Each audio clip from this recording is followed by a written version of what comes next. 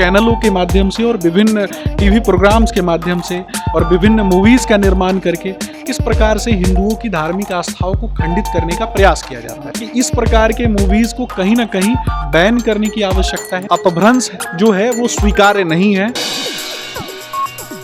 नमस्कार, आप हैं बिहार संवाददाता के साथ और मैं आशुतोष उपाध्याय। देखिए, अभी आदि पुरुष रिलीज़ हुआ ही था, तब से विरोध इतना जमकर हो गया कि लोग जो हैं उसके डायलॉग के जो राइटर हैं मनोज मुंतशिर शुक्ल, उनके खिलाफ जो है ट्विटर पे ट्रेंड चलाते रहे कि क्या हनुमान जी से वो जाकर प्रत्यक्ष पूछे थे, और तरह तरह के मीम्स बनते हुए हमने देखा ही होगा। आपको मैं बता दूं, नेहा सिंह राठौर जो काफ़ी वायरल हुई थी कोविड के दौरान, उन्होंने भी जो डायलॉग राइटर हैं और जो राइटर्स हैं उनको तो अपने वर्ड में मऊगा तक कह दिया और अपने गाने के माध्यम से वो बता दी कि या क्या जो हिंदुत्व के ठेकेदार थे, जो राम के नाम पे राजनीति करते हैं, क्या वो मनोज मुंतशिर को अभी तक लीगल नोटिस क्यों नहीं भेजे। इस पर बातचीत करने के लिए हमारे साथ उपस्थित है भाजपा के एक नेता हैं।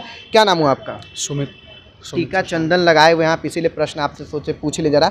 आदि पुरुष जो अभी रिलीज़ हुआ है उसको लेके आपका क्या कहना है? देखिए, मेरा मानना है कि सर्वप्रथम अगर कोई व्यक्ति किसी भी राइटर के द्वारा अगर किसी भी चीज़ों का प्रस्तुतिकरण किया जाता है तो सर्वप्रथम उन्हें समझने की आवश्यकता है और समझने के बाद उन्हें अपनी लेखनी जो है वो चलाने की आवश्यकता है।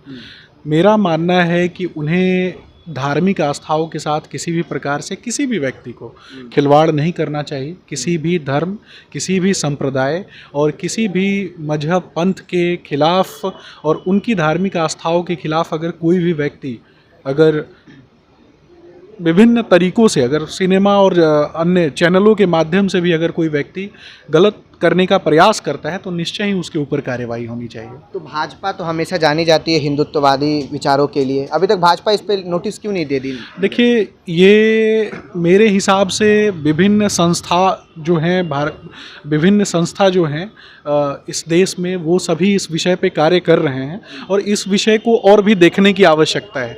जहाँ तक मेरा व्यक्तिगत रूप से मानना है कि जिस तरीके से उस फिल्म में जिस प्रकार के शब्दों का चयन किया गया है वह बिल्कुल भी सही नहीं है और इस प्रकार के शब्दों के चयन से किसी भी प्रकार के व्यक्ति को बचना चाहिए। मर्यादा पुरुषोत्तम भगवान श्री रामचंद्र जी हमारे जीवन आदर्शों का हिस्सा हैं।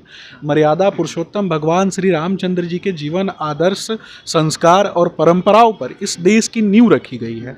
इस देश में हजारों हिंदू परिवार, लाखों करोड़ों हिंदू परिवार हैं जहाँ रामचरितमानस की पूजा होती है और राम जी के आदर्शों पर प्रत्येक व्यक्ति अपने घर के बच्चों को चलते हुए देखना चाहते हैं। वहाँ इस प्रकार से अगर कोई मूवी के माध्यम से, किसी भी मूवी के माध्यम से, आपने देखा होगा कि न सिर्फ राम जी के विषय में विगत कई दिनों से आपने देखा होगा कि विभिन्न चैनलों के माध्यम से और विभिन्न टीवी प्रोग्राम्स के माध्यम से और विभिन्न मूवीज़ का निर्माण करके किस प्रकार से हिंदुओं की धार्मिक आस्थाओं को खंडित करने का प्रयास किया जाता है।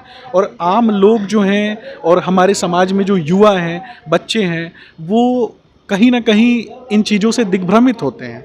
इन चीज़ों से बचने का प्रयास करना चाहिए और मेरा एक तरीके से अनुरोध है और इस राज्य सरकार से, केंद्र सरकार से, कि इस प्रकार के मूवीज़ को कहीं ना कहीं बैन करने की आवश्यकता है। सभी की धार्मिक आस्थाओं का ख्याल रखने की आवश्यकता है। राम जी पर इस प्रकार से मूवी बनाना और इस प्रकार के डायलॉग्स का प्रयोग करना, ये कहीं ना कहीं अशोभनीय है। अगर, और ख़ास करके मनोज मुंतशिर जी के द्वारा अभी मैं कुछ दिन पहले एक उनका इंटरव्यू सुन रहा था जिसमें उन्होंने बताया कि आज की भाषा का प्रयोग किया गया है। अगर किसी भी हमारी जो भाषा है और भाषा की जो शुद्धता है उसका अगर कोई व्यक्ति अपभ्रंश करके बातचीत कर रहा है तो इसका मतलब ये नहीं है कि वो हमारी भाषा है। अपभ्रंश जो है वो स्वीकार्य नहीं है और कहीं भी अपशब्द तरीके से अगर किसी चीज़ को अनर्गल तरीके से प्रस्तुत किया जाता है तो वो स्वीकार्य नहीं है। अगर आपके विरोध में कोई पिक्चर बनता है राइट विंगर्स का, या फिर ऐसा लगता है कि हिंदुत्ववादी कॉर्नर से एकदम अलग है, पहले भाजपा के लोग चाहे लीगल नोटिस दे देते हैं, उसके बाद से फिर उसको कहते कि नहीं भाई ये फिल्म बैन होनी चाहिए, ये होना चाहिए, वो होना चाहिए। कहीं ना कहीं मनोज मुंतशिर शुक्ल जो है उनका एक रूप जो है वो राइट विंगर के तौर पे ही है। वो एक नकाब हो चाहे कुछ भी हो, हमें नहीं पता, लोग तो कह रहे हैं कि अब वो नकाब है, वो कालमेनी है, तो ये है, वो सब अलग विषय है।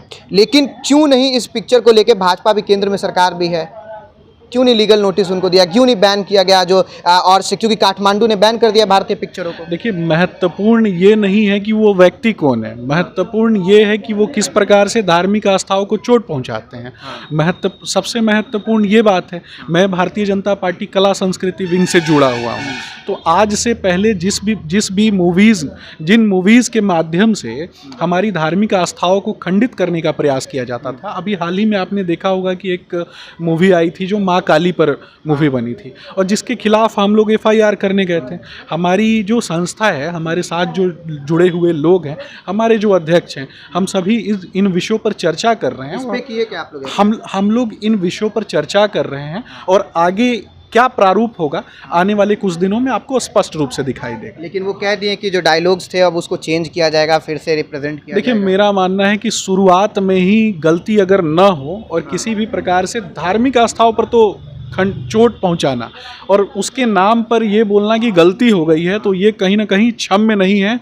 ये देश जो है, इस देश में सनातन संस्कृति की परंपरा, आदर्श, विचार, संस्कार हैं, और कहीं ना कहीं हमारे बच्चों के ऊपर जो है, हमारे जो राष्ट्र के युवा जो हैं, माताएं, बहनें, सबके ऊपर इसका गलत प्रभाव जाता है। सनातन संस्कृति सभ्यता का क्या आप कोई कहाँ से उदाहरण बन पा रहा है भारत? क्योंकि नेपाल भी एक सनातन है, हिंदुओं का देश है, वहाँ पे तो तुरंत पिक्चर को बैन कर दिया गया। देखिए, मैं आपको बताऊंगा कि भारत और नेपाल का जो ये मुद्दा है, ये नेपाल का मुद्दा इस मूवी के अंदर आने वाली चीज़ों के अंतर्गत नहीं है। उनका मानना है कि माँ सीता का जन्म जो है वो वहाँ हुआ था, और भारतीयों का जन्म भारत में नहीं हुआ था। देखिए, जहाँ मर्यादा पुरुषोत्तम भगवान श्री रामचंद्र जी का जन्म तो अयोध्या में हुआ, और माँ सीता का जो जनक नंदिनी है, तो उस समय की परिस्थितियों में कौन सा राज्य और कौन सा देश किन भौगोलिक सीमाओं के अंतर्गत बंधा हुआ था, यह तो भौगोलिक चीज़ों के आधार पर तय होगा। भारत अखंड था पहले तो। बिल्कुल, भारत जो है वो अखंड भारतवर्ष है, और इन विषयों पर अभी के परिवेश में जो राजनीतिक चीजें हैं उन पर टीका टिप्पणी जो है, मूवी तो बैन होनी चाहिए थी ना भारत में भी। मैं आपको बोल रहा हूँ ना, यही बोल रहा हूँ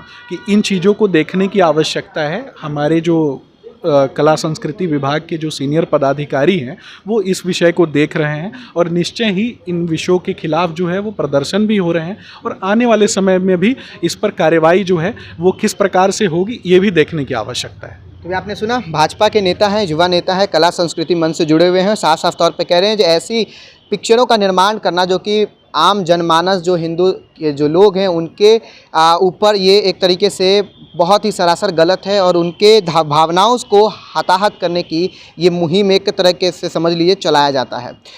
आपकी क्या राय है कमेंट बॉक्स में ज़रूर बताइएगा। कैमरामैन अभिषेक के साथ मैं आशुतोष, पटना।